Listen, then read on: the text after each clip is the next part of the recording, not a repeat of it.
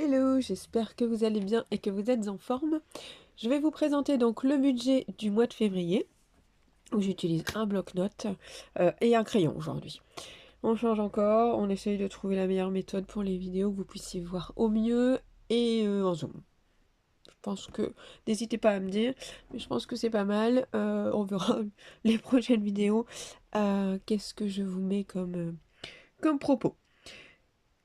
Concernant donc ce mois-ci, on va entamer tout de suite. Oui, mon minoucha.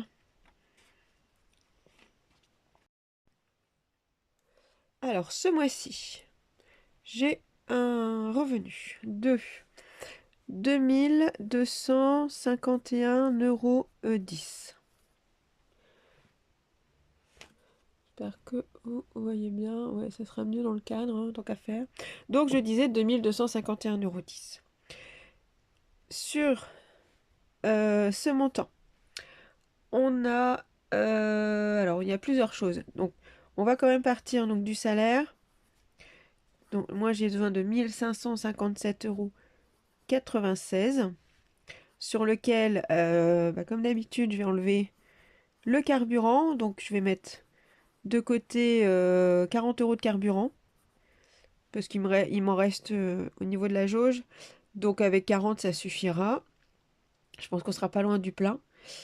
Ensuite, je vais retirer, donc ça, c'est 70 €. Ça, c'est pour le livret, hop, de ma fille. On s'arrête là concernant le salaire, pas le budget du mois. Par contre, donc sur la somme restante, alors il y a plusieurs choses. J'ai reçu 45,61 € en régule d'eau. Donc ça ira dans mon enveloppe, enfin dans ma ligne, je vous montrerai une autre fois. Donc sur la somme que je mets côté en cas de fuite d'eau, de régularisation, voilà. Ensuite, j'ai un solde qu'il me reste du mois précédent, donc de 33,41 €. Donc solde restant. Et donc, je ne sais, j'ai un doute de vous l'avoir déjà indiqué. Je pense quand même que si, dans les autres vidéos, qu'effectivement, moi je dirais que mon salaire moyen est de 2200 €. Donc ce qui est en excédent, je le mets directement en économie. Donc là, pour les 50,10 €, je décide de mettre concernant donc le crédit. Alors le crédit, ça sera pas celui de la voiture, ça sera celui de la maison. Ensuite, sur les sommes restantes, on va entamer vraiment là la répartition. Donc, un peu comme d'habitude. Donc, il y a la retraite d'abord. Donc, la retraite, donc ça, c'est pour moi à hauteur de 10%. Donc, comme d'habitude, je fais les calculs pour éviter que la vidéo dure 2 heures. Donc, sur ce point, alors, je pense que vous entendez mon chat régulièrement. Donc, sur ce point, on a 56,30 €. Pour celle de mes chats, parce que oui, je pense à leurs vieux jours, c'est important, 50,67 €. J'en parle régulièrement parce que ça peut surprendre, mais j'anticipe leurs vieux jours. Et comme moi, alors moi ça va être le salaire et les factures, mes ninous, ça sera plutôt les médicaments et le veto. Ensuite, quelque chose qui doit se planifier pour l'année. J'ai mes impôts fonciers, parce que je suis propriétaire, hein, donc, donc 10%. Et comme je veux atteindre un palier, les 45,60 €, je vais y réajouter 11,03 €. Le palier en question, on est sur, si je ne me trompe pas de palier, sur 200 €. Comme ça, j'aurai 200 € de côté pour mes impôts. Ensuite, l'anniversaire de ma fille. pour ses 20 ans. Je mets également de côté. Pareil, 10%, je vais d'abord... voilà, c'est un petit peu pour l'instant et j'accélérerai un petit peu plus tard. Là, j'essaye déjà de combler d'autres postes avant, plus des postes de précaution. Et pareil, au niveau de l'anniversaire, je voudrais arriver aux 250 euros, qui est également un palier. Donc, certes les 10%, mais j'y ajoute ma petite touche pour aligner sur ce plafond. Donc, on est à 50 euros 09.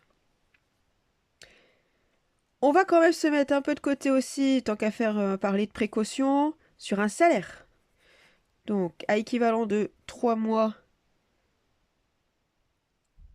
donc 29,36 €, et encore, c'est plus que 3 fois ce salaire-là. Donc, ça suffira largement au cas où, hein, puisqu'on a et la sécurité sociale et et la complémentaire santé qui prennent le relais, plus d'abord l'employeur. Je suis rarement malade, mais voilà, je préfère aussi y pallier. Après, il y a également un sujet sur les IJ de la sécurité sociale qui en sont en train de baisser. Donc c'est un sujet à voir. Pour l'instant, j'ai 3 mois de côté, au cas où. Donc, les travaux. Ouais, travaux maison, toujours au mieux. Donc on est à 30,94 €. Concernant un poste aussi qui nous touche de temps en temps, et voilà, plutôt des fois même en fin de mois, une petite urgence, une petite visite au généraliste voilà, qu'on ne peut décaler. La santé, donc là, je mets 26,18 €.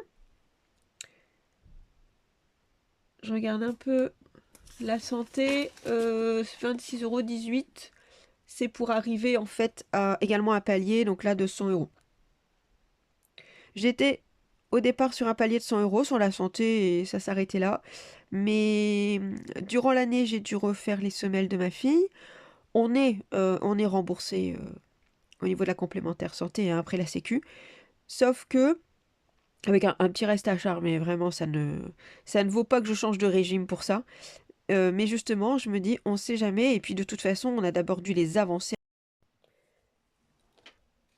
Ensuite, le veto. Très important à la maison, vu plusieurs chats. Donc là, j'y mets 118,53 €. C'est assez précis. Pourquoi les 118,53 €? Parce que j'ai plusieurs plafonds, plusieurs paliers. Le premier, j'ai mis une centaine d'euros pour, au cas où, durant l'année, des promotions des croquettes, que je fasse un gros achat pour faire du stock, pour justement lisser sur plusieurs mois. Ensuite, 200 pour pouvoir pallier au vétérinaire.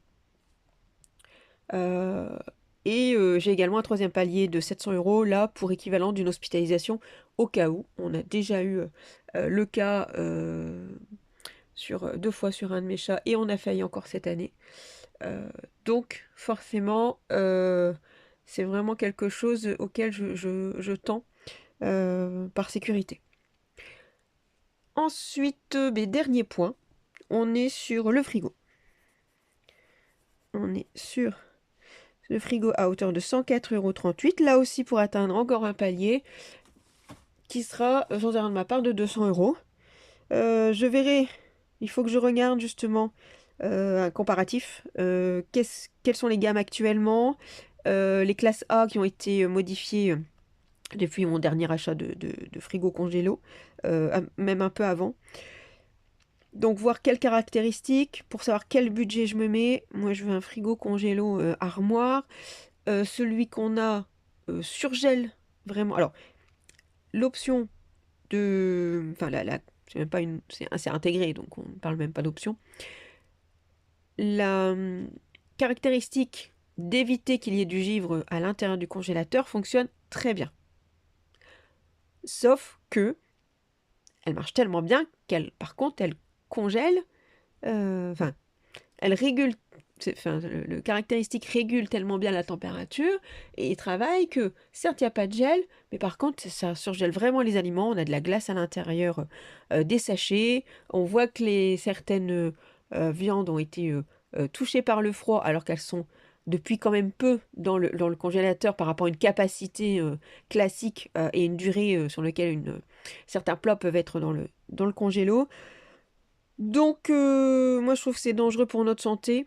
Euh, donc, par précaution, effectivement, je vais entamer effectivement des recherches pour le changer.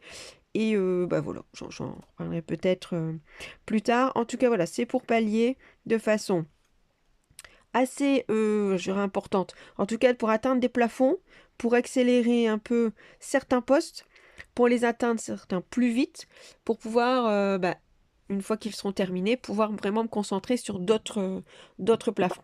Donc, j'espère que cette vidéo vous aura plu. N'hésitez pas à me commenter et à me poser des questions. Durant l'année et sous peu, j'aurai d'autres vidéos pour expliquer justement ces paliers, la répartition par rapport à un démarrage de mois, le détail que j'utilise après cette répartition. N'hésitez pas justement à me suivre pour la suite de ces vidéos.